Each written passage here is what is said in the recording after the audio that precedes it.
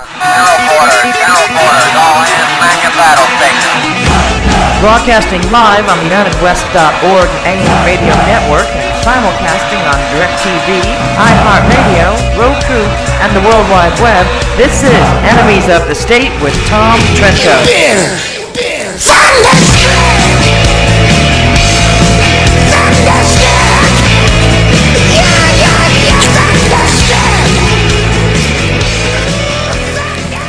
All right. Ready. Well, happy Thursday, everybody.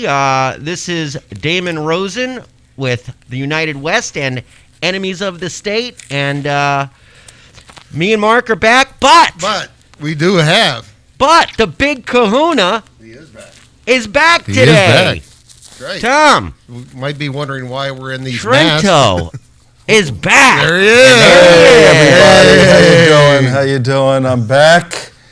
I am here in one piece, and we're all protected. I even got our POTUS. POTUS protected too, huh? He's protected from my flu bug caught in his hometown last week. Oh, man. His hometown in Kenya? It's Kenya? It's Kenya, right. Come on, I'm still not 100%. Don't make me laugh. What do you think we got these masks on for, Tom? I agree. I am contagious, and we have to go to Israel, and we got to get better. But yes, it's the Kenyan strand of the American flu, but don't ever let it be said that I did not take care of the President of the United States of America. He is immune from my flu bugs with this thing on. You can take it off, Tom. We can't hear you. No, okay. This is practice. We're in another secure environment over here. We're in a sterile environment. We're behind the glass, man. This is practice for 13 hours in the airplane. We're over here. We're behind the glass. And look, you got a whole box I of got a whole them. box of these. Radio audience, for those in the radio audience, we are all wearing surgical masks to protect ourselves from Tom's Kenyan flu bug.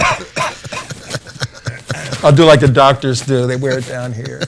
You know, hey, how are you? What do you got that thing on your face for? It's like a beard net at that point. Yeah, that's right. They wear this. They would need to be bigger in the Islamic world, though. I think I'm tied into my wires here. Tied into the wires? Pop. Okay, I can talk, but I can't hear. There we go. There you go. All right, who wants this?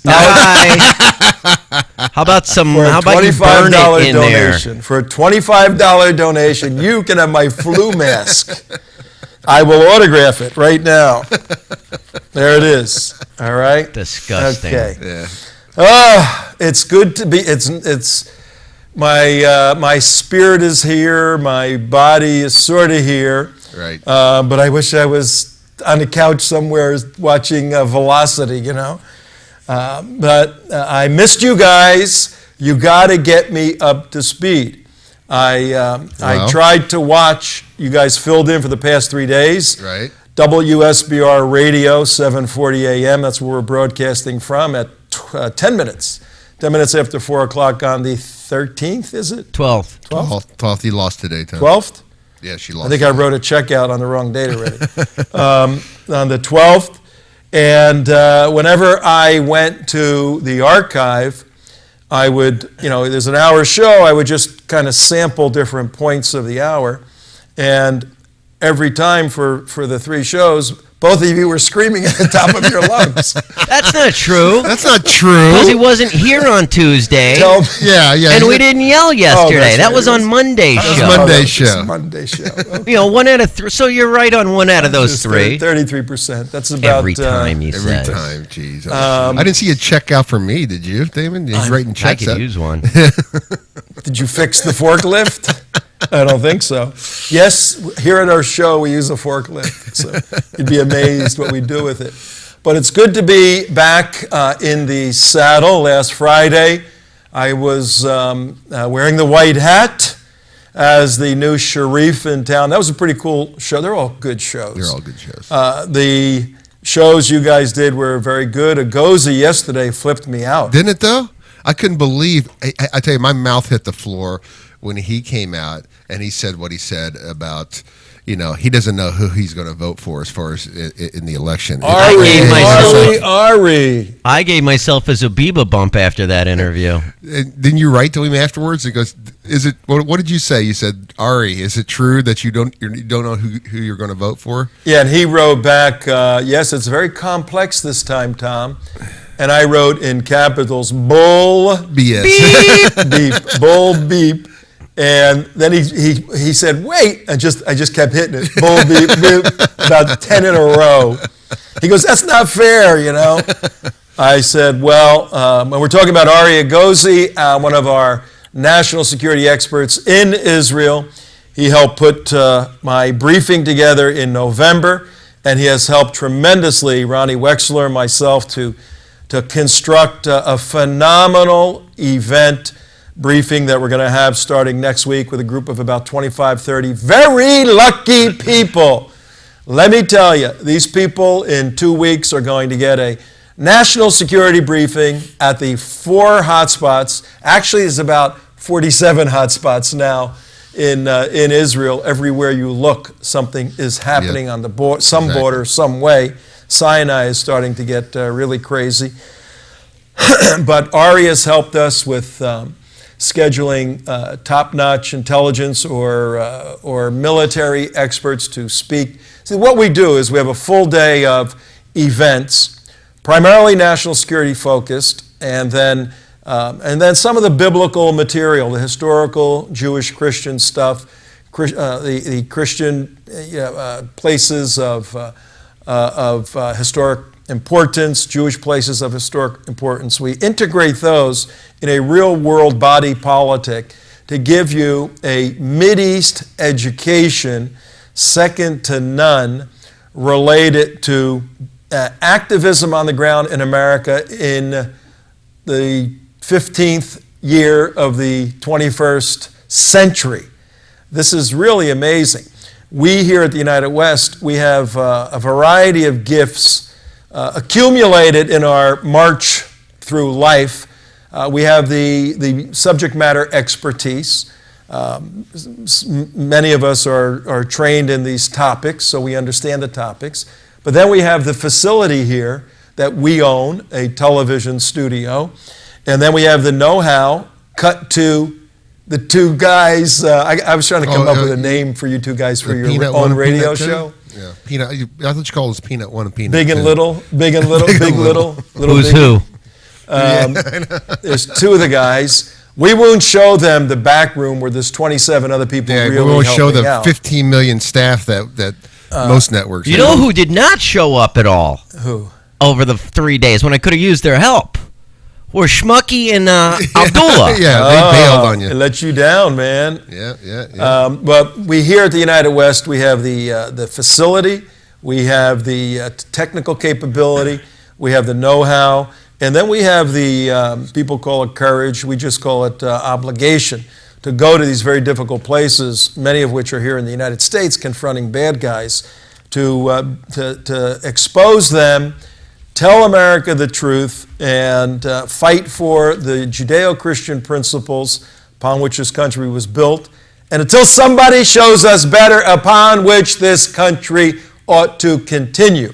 And one individual on the leading edge, the cutting edge, the fighting edge, the tip of the spear, whatever metaphor you want to throw in there, one individual who has taken up the battle from being a little boy and having dreams of fighting for truth, justice, the American way, and then spending a good number of years in the United States Marines to do just that, a Marine Corps officer, then getting out of there and wanting to continue in the cultural battle for America, for the Judeo-Christian worldview, gets involved in fighting on the front lines of the First Amendment issues, the significant First Amendment issues. With us is our special guest today, a guy making news all the time with he and his partner, and just dear friends of ours is Mr. Robert Muise. Robert, Hey, Rob, how you doing, buddy? Rob, Doing how are great. you? Thanks for Good. having me, guys. Good to see you. You are blessed, Rob. This is my first day back in 3 days, and I will put my mask back on. So you got your Obama mask too. I have the flu, so I want to give it to you. Do you mind if we do the interview like this? Is it okay? It's fine with me if you're okay with it. Take that thing How off. about like this? Is that a little better? Now you're acting like a judge. Like a what editor? A judge. Like a Although some judges, we do have some good ones out there, as I'm sure you know. They're Judge blind Clay. to justice. I think they missed that blind to justice. They missed the nuance in there. That explain that for our folks when the scales of justice and who is Lady Justice? What are the scales and why does she have a blindfold on? No, I mean, justice is supposed to be blind. You know, it's interesting, and I know we're going to talk about this victory that we just had in Philadelphia, and it's a perfect example because when one of the first judges we were assigned actually had a conference with us and said he had to recuse himself because he was so offended by the advertisement that he couldn't be objective, couldn't be blind and follow the law, blind to his own personal biases and prejudices and follow what the law requires, that he actually recused himself. Now, quite frankly, I like that honesty because many judges will just continue to take the case and then just rule against you based on their biases and you'll never know. So he disclosed them and he recused himself. And so we got a new judge in this Philadelphia case defending free speech. Pam Geller and Robert Spencer wanted to put up an ad that talked about Islamic Jew-hatred as being in the Koran. And our judge yesterday ruled in our favor and held that the Transit Authority, Philadelphia Transit Authority, SEPTA's restriction violated the First Amendment. And what's interesting, in the opinion, the judge very clearly said, look, I am compelled by the First Amendment to rule in our favor. And he was. And so, justice is supposed to be blind, like the judge we had here in this case. And he ruled not pursuant to his, personal prejudices or predilections or, how he felt about the message being conveyed. He ruled pursuant to the First Amendment. And as he stated, and as was clear, the First Amendment compelled him to rule in our favor to allow this advertisement to be displayed on the buses in Philadelphia. All right, Rob Muise. Yeah, great And job, David, man. your partner, American Freedom Law Center. Let's, for our radio audience in particular, because the folks watching on television, they see the B-roll we're putting up, we put the ad up, all of that. This is such a fascinating case, and you guys over at American Freedom Law Center, well, what do you do? Give us your 25 words or less pitch as to what American Freedom Law Center is all about. Right, we're a Judeo-Christian public interest law firm.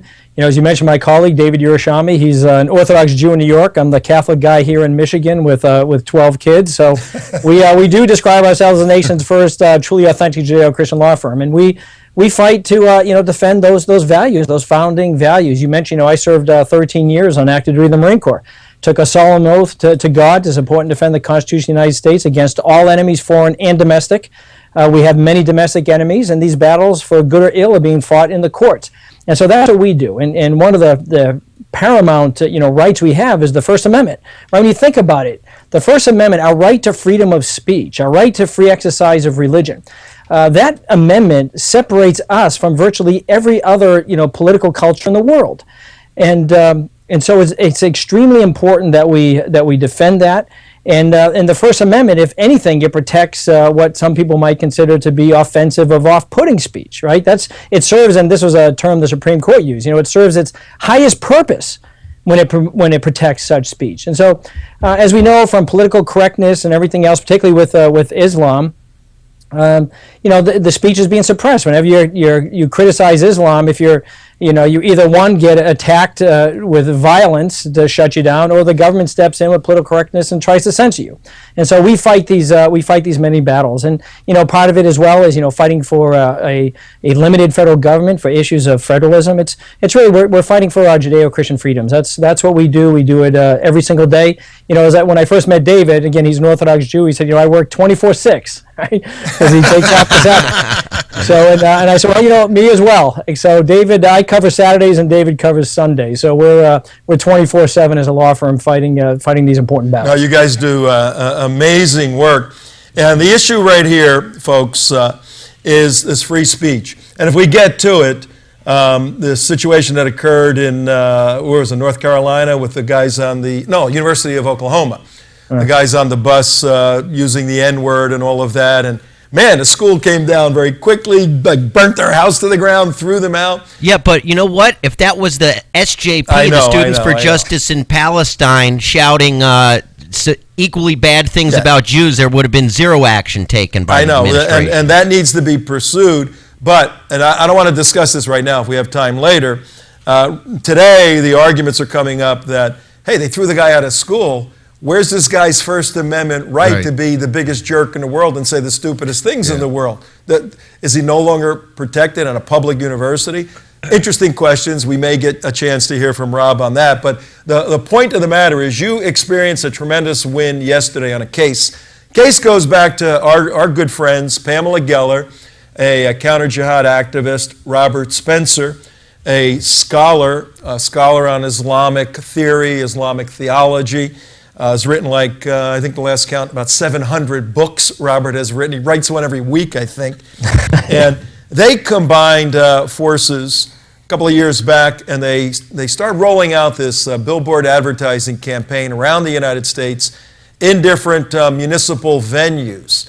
And they chose the municipal venues because political speech is the highest, most protected speech in the public right-of-way in many respects. And they're testing the envelope regularly. No.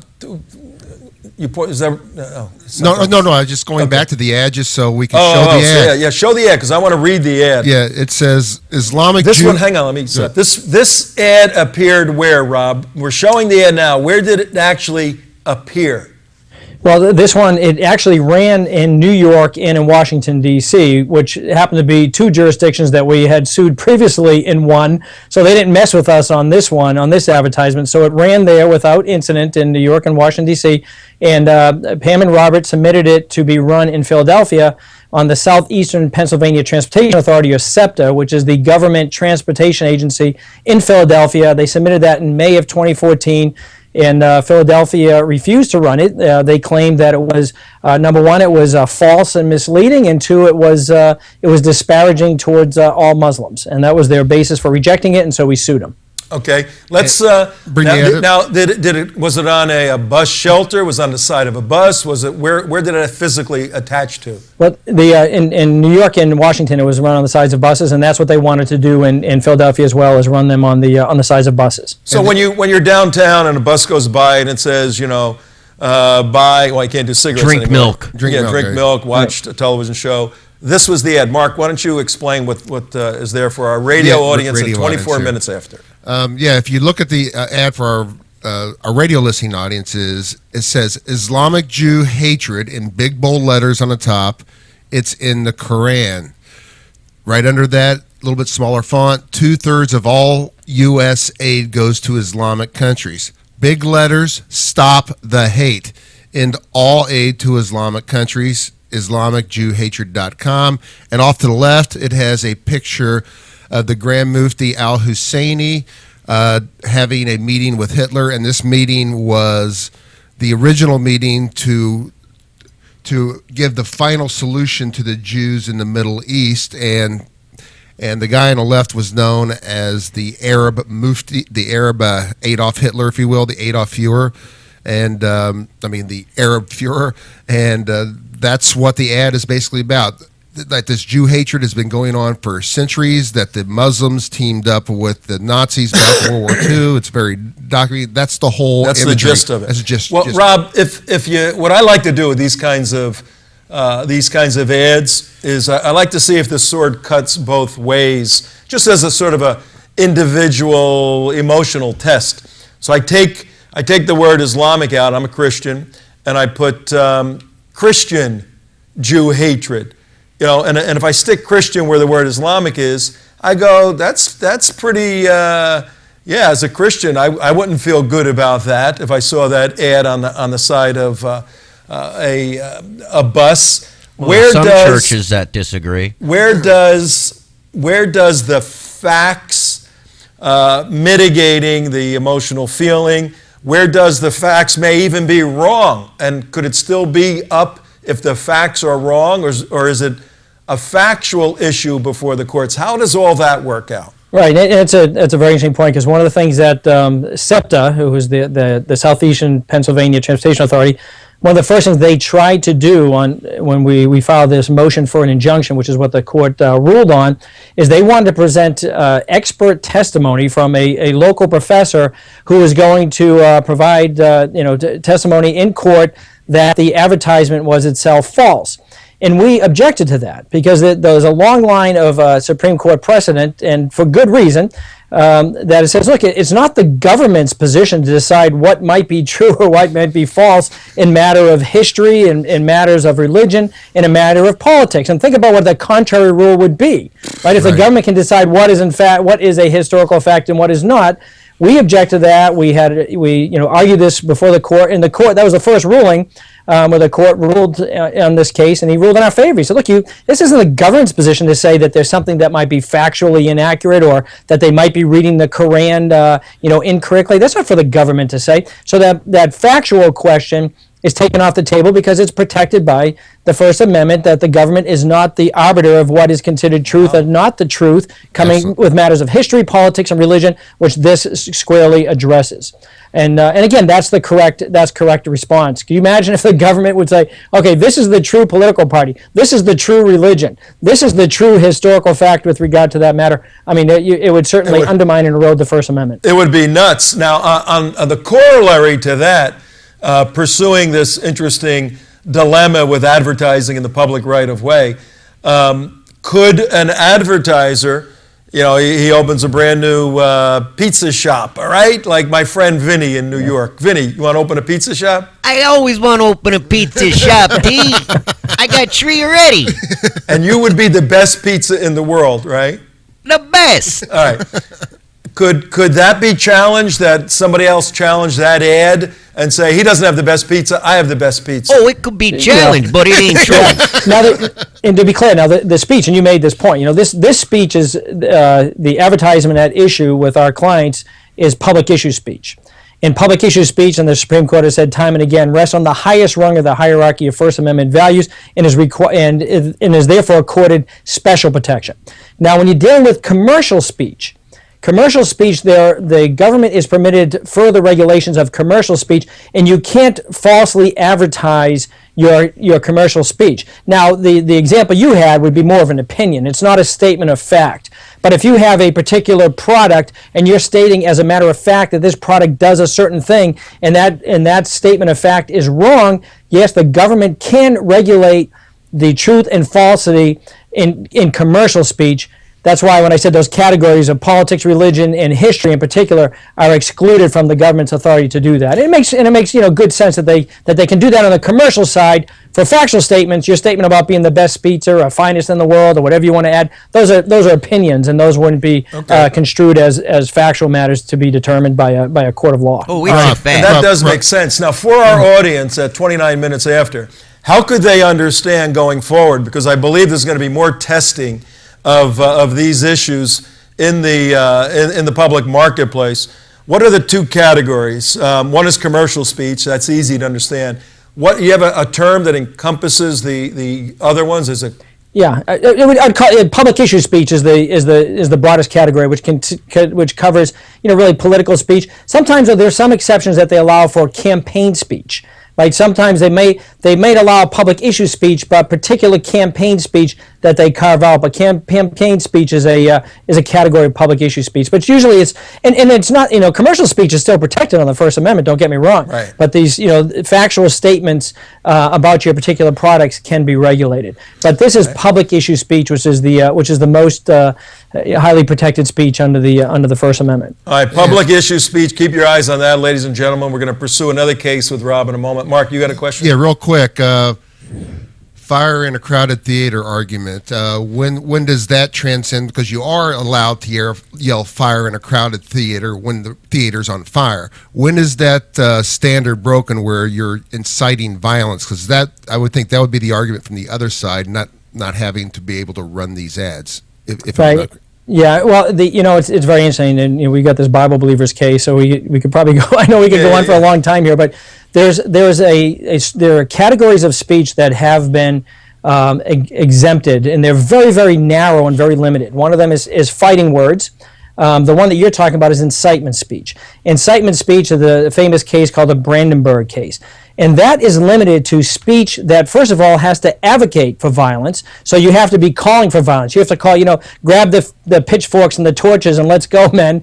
And that it's reasonably likely to cause imminent violence. So you can't, because, like, for example, we have a case in New York, which we're going to be arguing in another 2 weeks, another bus ad case with Pam, where she has an ad up and they said it's going to incite violence, and they're using the argument that you're making here, that it's incitement speech, it's going to incite violence by the Muslims, and so therefore it can be excluded. Well, the problem is an ad on the side of a bus, there isn't that imminence, because there's, unless the bus is going to be right there in front of a crowd that already exists, you don't have that imminence. So even advocating violence is protected under the Constitution. Wow. The only time it's not is when the violence is reasonably imminent in light of all the particular circumstances. So this isn't a question of an incitement speech. So that's really not going to be an issue. Really, fighting words, incitement speech, and obscenity are generally the three areas that there's greater restrictions allowed under the First Amendment, but they are construed very, very narrowly, that none of these bus ads would come close to qualifying for any of those exclusions. Beautiful. Damon, you had a question for Rob. How being Ferguson is in the news again, obviously with the police shooting last night, but going back to Michael Brown's stepfather and burning down, what's your opinion? Is that protected, or did he cross the line? Yeah, that's probably protected. It's very interesting because even since Brandenburg, the Supreme Court has cut that way back. There's a case with the Claiborne hardware case where there was these riots, actually racial riots going on, and Charles Evers, who was one of the people involved, one of the plaintiffs, he essentially was calling the crowds to go in and break their damn necks. I think that was almost a direct quote. And the Supreme Court said even that was protected speech, because it wasn't even just the speech advocating for violence. They had to show that somehow that he actually also authorized the violence, or there was something more beyond just the speech that connected it with the violence. So even, that was a 1982 case, Brandenburg was many years prior.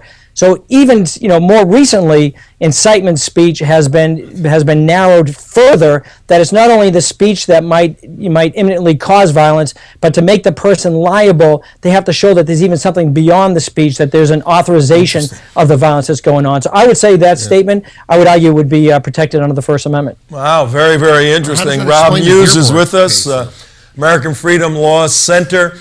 Rob, we're going to go into another case in a second, but our audience cycles through. Some of them actually have to pull their car over and go to work. Not on 95. They're in it the whole time. Yeah, they're in it the whole time. But if they want to contact you for making a donation, because you're a 501c3, they can donate to your work. If they got a potential case, how do they get in touch with you at the American Freedom Law Center?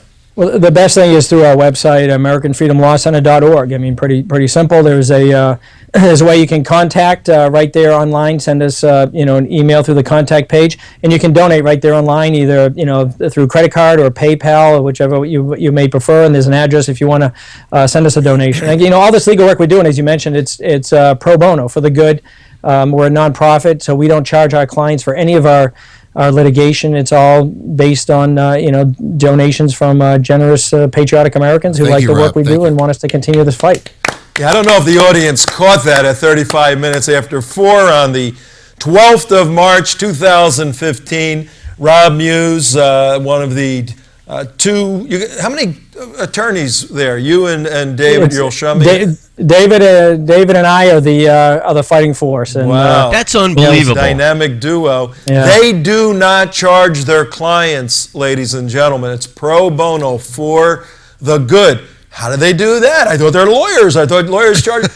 No, they have chosen in life to to fight these battles, and there are good people out there who write checks, like they write to us to keep us in business, write checks to these guys to keep them in business. What kind of lawyer votes for free? I've never heard of this nonsense. It's Meshuggah. No, there's a Jewish guy. His partner's yeah. Jewish. He works for free. It might be free, but it's priceless. There you go. It's priceless. It is. Now, Okay. a couple of years ago, I was on the internet and I saw a video and went, "You got to be kidding me!" And I got our little group together. I said, "Guys, we got something here that's bizarre." It was like an hour and 16 minutes of insanity, and we sent it to Mark, J. Mark Campbell, who is right where? Where's J. Mark Campbell? I'm right here. He's right there somewhere. I'm running the video stuff. We had a meeting. We laid out a storyline. We said we think this is a story. Mark, give it a shot. And I think the first cut was about 35 minutes. Mm-hmm. And we said we got to clean that up a little more. We had a discussion. And then I think a 23-minute video came out of it. And we said, this is good. This will tell a story, and this is crazy. And it fits in exactly what we do, fighting Islamic Jihad. We put that thing up on the internet, and then I don't know how many views as of today. Well, just on our site only, it has about 2 million, but it's been copied, ripped off, taken, and shown everywhere. So it's got multi-million hits. It's a true viral video. What it is. We did not shoot this video. Now, we've been to the Dearborn Arab Fest, and one of our guys actually was attacked by Muslims there and filed charges and had them prosecuted and found guilty. 2 guys. We weren't at this particular one, so we're very familiar with it, and we put it out. As a result, we got in touch with one of the principals of it, and we talked to him and said, you know, you may have a lawsuit on your hands the way we're listening to this, these cops talking to you, and that led to you, Rob, getting the video and the principal, and you pick it up from there. What happened from there? All right, well, we filed a civil rights lawsuit on behalf of the group. The group is called the Bible Believers. The leader of the group is a gentleman named Reuben Israel. What happened, and if you watch the video, these Christian evangelists were walking on the public sidewalks of the Arab Festival in Dearborn, Michigan, carrying various signage, wearing shirts expressing messages, and they were confronted by a hostile Muslim mob who were pelting them with bottles, rocks, and other debris. Spit. And the Wayne County Sheriff's Department, who was the law enforcement authority there at the Arab Festival, pulled the Bible believers aside and gave them an option. They told the Bible believers that they could either be cited and arrested for disorderly conduct, or they had to leave the Arab Festival. And obviously, Reuben Israel was somewhat shocked by that. It's like, well, what about these, these miscreant teens who are pelting us with bottles? How about arresting them? And that is what is called in First Amendment parlance as a heckler's veto, meaning the government is allowing the hecklers, those who oppose the speech, to use their violence to suppress the speakers who are engaging in constitutionally protected activity. We filed a lawsuit, and our federal judge in Michigan that we had held that the violence justified the suppression of our kind speech. This, again, is incorporating a heckler's veto into the First Amendment, which has been impermissible for as long as we've had a First Amendment. We appealed that to the Sixth Circuit, and a 3-judge panel there affirmed 2-1. And we had a dissenting judge who wrote a scathing dissent, who said that this decision is not only wrong, it's dangerously wrong. And in fact, he even made the point that what the police were doing was essentially enforcing blasphemy laws, yes, which you can't do under the First Amendment. So we took the extraordinary step of filing what's called a petition for rehearing en banc. En banc is just a fancy word for saying full court, because you have a 3-judge panel, but the court is made up of many, many more judges, the circuit court. And they granted that this past October. It's a rarity. I mean, the standard is that there was a decision that creates a precedent-setting error of exceptional public importance. Wow. And so they granted that. They maybe grant 1, maybe 2 of those a year. Wow. And I re-argued this case actually just last week, March 4th, but before the full U.S. Court of Appeals, the Sixth Circuit, before a panel of 15 federal judges. Wow. So it's going to be a very important case. it's going to take a while to get an opinion. As imagine we got to get 15 judges to agree to something or write dissents and so forth. Wait a minute, but Rob. I'm hopefully optimistic that we're gonna ultimately prevail in this case. Wait a minute. You've argued this case at various levels. Last week, you were where, in Cleveland, or was it? It was Cincinnati, Ohio. Cincinnati. You were in Cincinnati. What circuit is that up there? It's the U.S. Court of Appeals for the Sixth Circuit. The Sixth Circuit, that federal circuit covers Michigan, Ohio, Kentucky, and Tennessee. All right, so you're up there. You go into this very austere federal building. One quick question: is the Sixth Court just below the Supreme Court? I'm just trying to in the pecking order. Yes, you have the district courts, and then you have an appeal as of right to the U.S. Courts of Appeals. Okay. There are 11 U.S. Courts of Appeals and then the D.C. Circuit Court of Appeals. So essentially 12. There's also the Federal Circuit, but they like the Ninth Circuit, as most people heard of, covers California, the West Coast. So they're based by regions, but those are the federal appellate courts. And then if you don't prevail there, you can seek review in the Supreme Court. But the review in the Supreme Court is discretionary. You file what's called a petition for a writ of certiorari, asking the Supreme Court to review. They get about 10,000 of those a year, and they grant review in about 75 to 80 cases. Wow. So that's discretionary. But at the Court of Appeals level, your 3-judge panel you get as a matter of right. En banc petitions are as rare, which is what we had granted, are about as rare as Supreme Court petitions. So the fact that the full court heard this case, 15 federal judges, is very rare and quite exceptional. Are they using Sharia law in the Sixth Circuit amazing. yet? This is really amazing because you're a Marine, a hardened Marine Corps officer.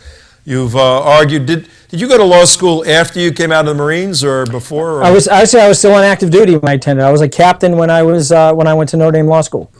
All right, Notre Dame, and that's why you got 12 kids. Good Catholic, and so you've been through. Well, there's other reasons why I have 12 kids, but I'm taking it as a family show, so we'll leave that alone.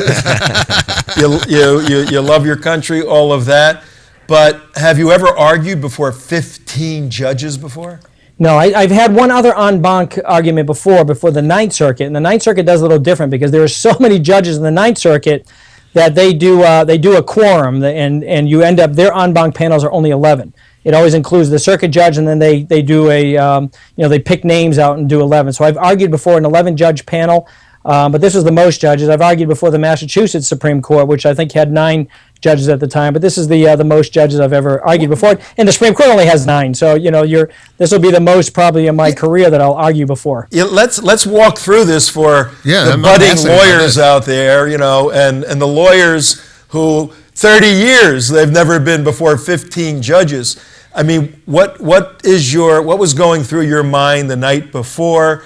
How was your preparation any different than it normally is? What were your body mechanics in the courtroom? I mean, are they all sitting? They're all over the place. How does all of that work? It's a really neat setup. I mean, it really is. It's one of those unique opportunities. They're in front of you like a sort of a semicircle. You're at a podium. The reality is the lawyers typically, or they should, know the case better than the judges do. Right. I knew that record inside and out. I know the law inside and out.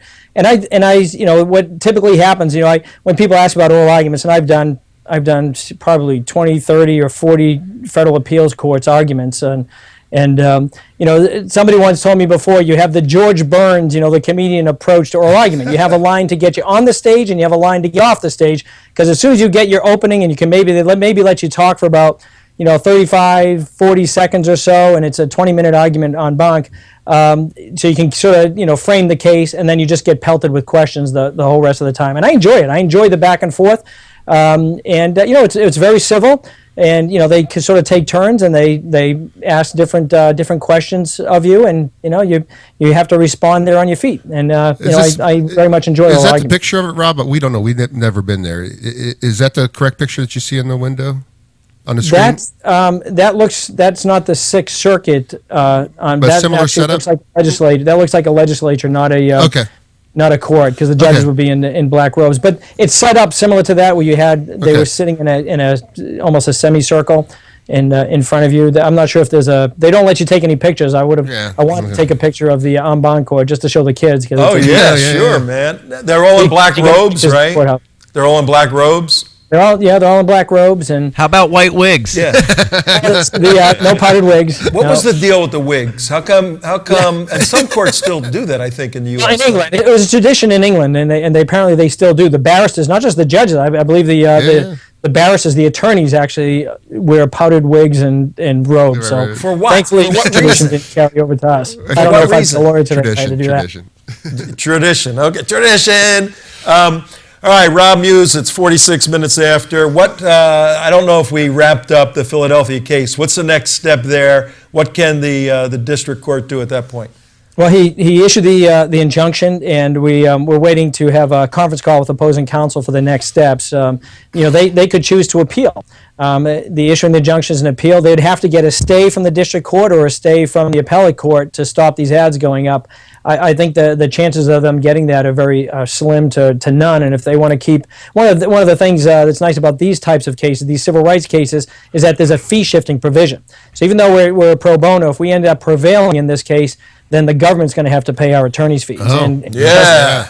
We charge the full rate when it comes to that. So they may want to cut their losses now, because I think they're just going to run up the bill if they want to appeal this thing. The judge's decision was unassailable. It was very well done.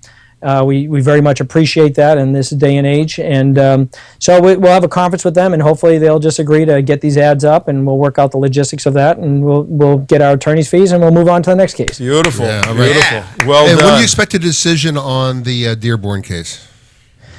Gosh, that could take the year. It all depends. I mean, if all 15 judges agree, and they all agree that we should prevail and prevail on on the particular issues that were presented, and they assign it to a judge, he could maybe write that in a couple of months. But you might have a couple of concurring opinions. You might have a couple of dissenting opinions. I mean, it could take a while where this is going to bounce back and forth. It could take up to a year. I'm hoping it will be 15 zip, and we get an opinion in 3 months. But I'm not sure how realistic that necessarily is. All right. Any other questions before we let Rob go from you guys? Hey, Rob, you guys are doing the Lord's work indeed. Keep it up. Whatever we can do to help here. And where's my phone? Right here. Your speed dial number's in here, just in case. Okay? Yeah, you need it, Tom. I know. Okay. All right, we'll see you. Doing good work. Thanks. Yeah. Rob Muise, you take care. All right, ladies and gentlemen. Thank you, Rob. American Freedom Law Center, David Yerl-Shemi and Rob Muise, Orthodox Jew, Orthodox Catholic, brothers. Orthodox Catholic? What? Is it Orthodox Catholic? Yeah. Well, actually, there are Orthodox Catholics, but Orthodox means a true believing Catholic. Oh, okay. Rob's a very hardcore, true believing Catholic, but there's the Orthodox Catholic Church, which is the Eastern Church. Yes, I was going to say that's a something little else. different. But there's variations of the word. I'm very confused. I know. I'm here to straighten it out. I'm back, aren't I? I like this guy better like this. Look at this. He should go around all day long like this. The president should, masked up to keep his political influenza away from infecting everybody. Man, he is screwing with the U.S. Congress, is he not? Are there any men in Congress anymore? Or Louis just a bunch Gohmert. of wimps? Louis great. Louis for Gohmert's president.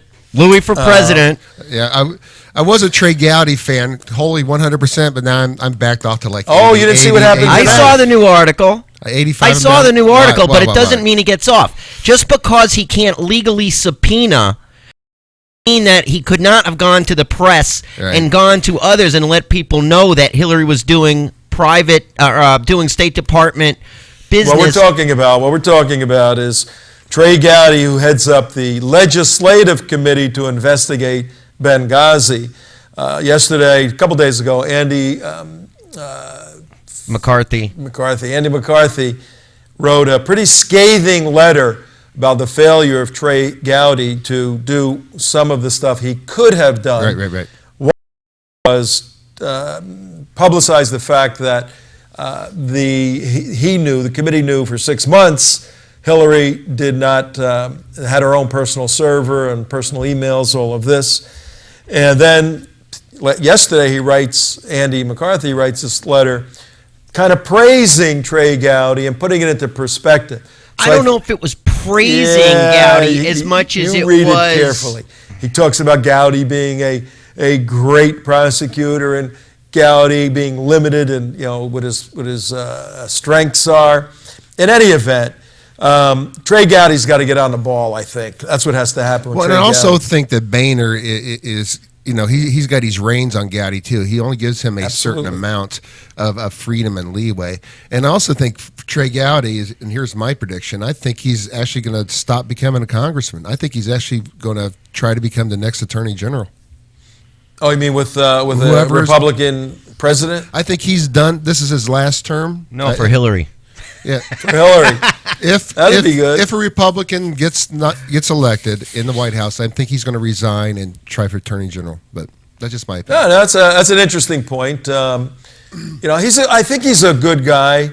I think the Boehner factor is sticking him, in the side. Because Boehner factor. absolutely knew what was going on in Benghazi, the weapons shipments, the arms trading. He had to know, and he doesn't want his involvement exposed in that deal, and so he's got Gowdy and others just tied down, locked down, saying the guys, you can't do this, you can't do this, you can't do this, and he's just got to be getting totally frustrated about the whole. No, I think you're right, and what we need to straighten this world out is wide-eyed, crazy Muslims running into synagogues trying to convert Jews to Islam. I think that's what the world needs. Wide-eyed, crazy, jail-converted Muslims running into Orthodox synagogues trying to convert Jews to Islam. That seems to me to be the plan for The the answer future. of the day, yes, that would work. Just like happened down in, what was it, Miami the other day? What? Did that happen? Did it A happen? wide-eyed, crazed Muslim who was converted in jail running into a Miami synagogue. I don't know if he's wide-eyed. He looks bleary-eyed. Well, I don't know. chopping off I don't know. their heads? Maybe I don't know about the conversion part, but I know he was screaming "Allahu Akbar! I'm going to cut your heads off." That's the incentive, the new recruitment, the new outreach to Jewish To Jews. Damon, read us into this story, please. Oh, I would so love to. It's just so fantastic. This is unbelievable. That you already read the headline. Here we go. I want to take them to paradise. I don't want them to burn in hell for the rest of eternity. I feel like that they're worshiping right now is nothing. It's fake. It don't exist in my opinion. Clearly the best approach then would be to scream threats at the Jews. That will certainly make them want to convert. And then Here's the story. WSVN, one of the big channels down in Miami. Yeah. A man accused of threatening the congregation of a Miami Beach synagogue over the weekend denied having made the incriminating remarks after returning to the scene of the incident late Tuesday afternoon. Diego Char was arrested Sunday and is facing misdemeanor assault and stalking charges. When asked why he approached Orthodox Jews at Ohev Shalom Synagogue Saturday night with the purpose of converting them,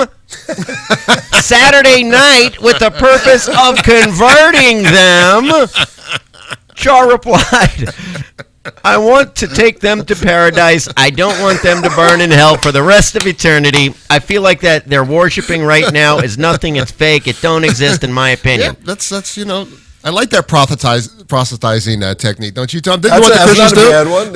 That's a good one. And they say Jews for Jesus are bad, right? But we do have I do want This to is Muslims for Allah. Muslims for Allah. But I do want to get to this story real quick. It broke yesterday. We really didn't have a chance to talk about it on Sure, air. what is it? But this is a huge thing that just happened with Frank Gaffney, with Glenn Beck calling out the NRA not to put on Grover Norquist, renew Grover Norquist on this board of directors. Huge story. Not for the fact that we know Grover Norquist is a bad guy, but finally, major news outlets are reporting on this story. I just think that is, huge. Who picked it up? Glenn Beck. Okay. And I actually have the clip, a 1 minute clip of it. Let's play it. Yep.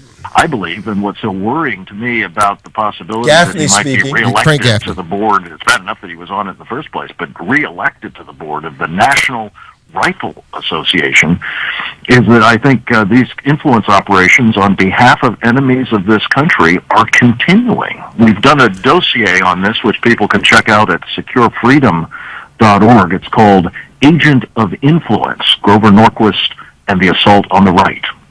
Wow. Tell us. This is Glenn Beck speaking. How he is an agent of influence and what you're concerned about with the NRA. I will tell you that I am so concerned about this, Frank, and I am not an expert on Grover Norquist by any stretch of the imagination, but I've heard enough that makes me concerned enough that, and I hope the leadership of the NRA hears this, and every member of the NRA hears this, that if this man is elected or re-elected and confirmed on the board of the NRA, I may drop my membership in the NRA. I mean, I am that concerned that he is a very bad influence and a very bad man, that if this is who the NRA decides to put on their board of directors, I don't think I can be associated with them.